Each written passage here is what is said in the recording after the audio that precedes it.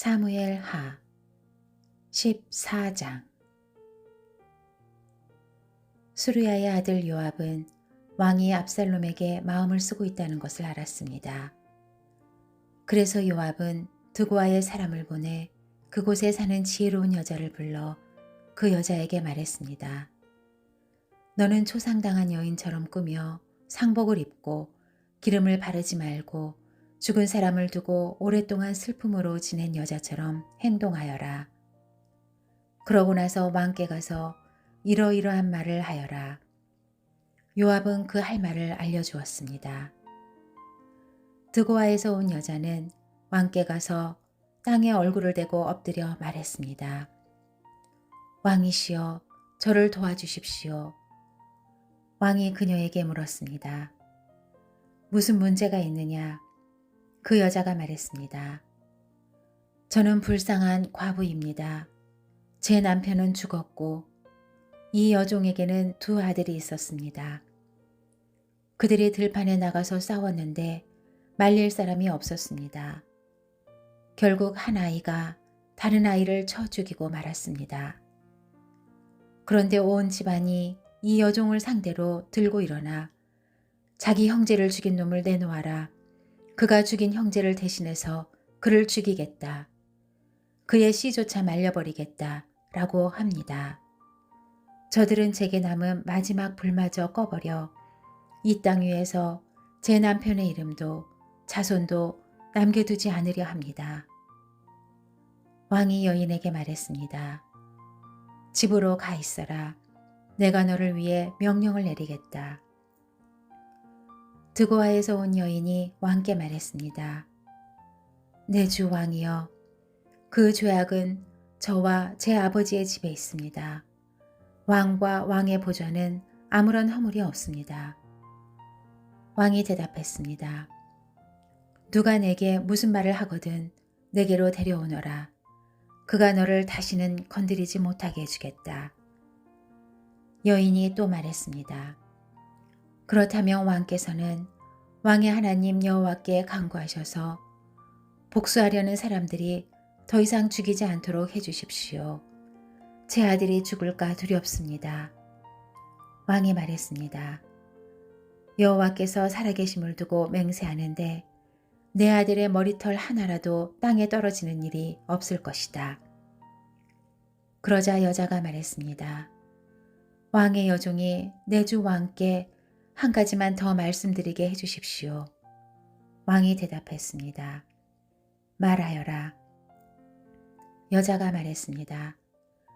그렇다면 왕께서는 어째서 하나님의 백성들에 대해 이 같은 일을 계획하셨습니까? 제게 말씀은 그렇게 해주셨지만 정작 왕은 다르게 행동하시니 그릇된 것이 아닙니까? 왕께서는 쫓아낸 아들을 다시 불러들이지 않으시니 말입니다. 우리는 땅에 쏟아지면 다시 담을 수 없는 물처럼 반드시 죽게 마련입니다. 그러나 하나님께서는 생명을 빼앗지 않으시고 다른 방법을 생각해내시어 내쫓긴 사람이 그분께 버림받은 채로 있지 않게 하십니다. 내 주 왕께 와서 이 말씀을 드리는 것은 사람들이 저를 두렵게 만들었기 때문입니다. 저는 속으로 내가 왕께 말씀드려야겠다. 아마 왕께서는 이 여종의 부탁을 들어주실 거야. 왕께서는 나와 내 아들을 하나님이 주신 유업에서 잘라내려는 사람의 손에서 기꺼이 구해내실 것이다. 라는 생각을 했습니다. 이 여종은 높으신 왕께서 말씀으로 위로를 해주실 거라고 믿었습니다. 내 주 왕께서는 선악을 분별하는 데 있어서 하나님의 천사와 같으시기 때문입니다. 여호와 곧 왕의 하나님께서 왕과 함께 하시기를 바랍니다. 그러자 왕이 여자에게 말했습니다. 내가 묻는 말에 숨김없이 대답하여라. 여자가 말했습니다. 내 주 왕께서는 말씀하십시오. 왕이 물었습니다. 이 모든 것이 요압의 머리에서 나온 것 아니냐? 여자가 대답했습니다. 내 주 왕이여, 왕께서 살아계심을 두고 맹세하는데 내 주 왕께서 무슨 말씀을 하시든 좌우로 피해갈 사람이 없습니다. 맞습니다. 이렇게 하라고 지시하고 이 모든 말을 왕의 여종의 입에 넣어준 사람은 왕의 종 요압입니다. 왕의 종 요압이 이렇게 한 것은 지금의 상황을 바꿔보려는 것이었습니다. 내 주께서는 하나님의 천사와 같이 지혜로우셔서 이 땅에서 일어나는 모든 일을 하십니다.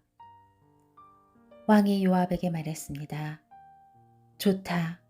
내가 이 일을 허락할 것이니 가서 젊은 압살롬을 데려오너라. 그러자 요압은 얼굴을 땅에 대고 절하고는 왕을 위해 복을 빌며 말했습니다. 내 주 왕이시여, 왕께서 종의 청을 들어주시는 것을 보니 종이 왕의 은총을 받은 것을 오늘에야 알겠습니다. 그러고 나서 요압은 일어나 그술로 가서 압살롬을 예루살렘으로 데려왔습니다. 그러나 왕이 말했습니다. 그를 자기 집으로 보내라. 그가 내 얼굴은 볼 수 없다. 그래서 압살롬은 왕의 얼굴을 보지 못하고 그냥 집으로 돌아갔습니다. 이스라엘 전역에서 압살롬만큼 잘생겼다고 칭찬받는 사람이 없었습니다. 그는 머리 끝부터 발끝까지 흠잡을 데가 없었습니다. 그는 연말이 되면 머리털이 너무 무거워져서 잘랐는데 그의 머리털을 잘라 그 무게를 달아보면 왕의 저울로 200세겔이나 됐습니다. 압살롬은 아들 셋과 딸 하나를 낳았는데 딸의 이름은 다말이었고 외모가 아름다웠습니다. 압살롬은 예루살렘에서 만 2년을 살았지만 왕의 얼굴을 보지 못했습니다. 그래서 압살롬은 요압을 불러 왕께 보내려 했습니다. 그러나 요압은 그에게 오지 않았습니다. 다시 또 불렀지만 요압은 오지 않았습니다. 그러자 압살롬이 자기 종에게 말했습니다. 내 밭 옆에 있는 요압의 밭에 보리가 있으니 가서 불을 질러라. 그리하여 압살롬의 종들은 그 밭에 불을 질렀습니다. 그러자 요압이 일어나 압살롬의 집으로 와서 그에게 말했습니다. 당신의 종들이 무엇 때문에 내 밭에 불을 질렀습니까? 압살롬이 요압에게 말했습니다. 내가 네게 사람을 보냈었다. 너를 왕께 보내 나를 왜 그술에서 돌아오게 했는지, 그리고 이렇게 사느니 차라리 거기 있는 편이 나았을 뻔했다고 왕께 말씀드리게 하려고 말이다. 이제 내가 왕의 얼굴을 뵙고 싶다. 내가 죄가 있다면 차라리 나를 죽여달라고 전하여라. 그러자 요압은 왕께 가서 이 말을 전했습니다. 왕은 압살롬을 불렀고 그가 들어와 왕 앞에서 얼굴을 땅에 대고 절했습니다. 그러자 왕은 압살롬에게 입을 맞추었습니다.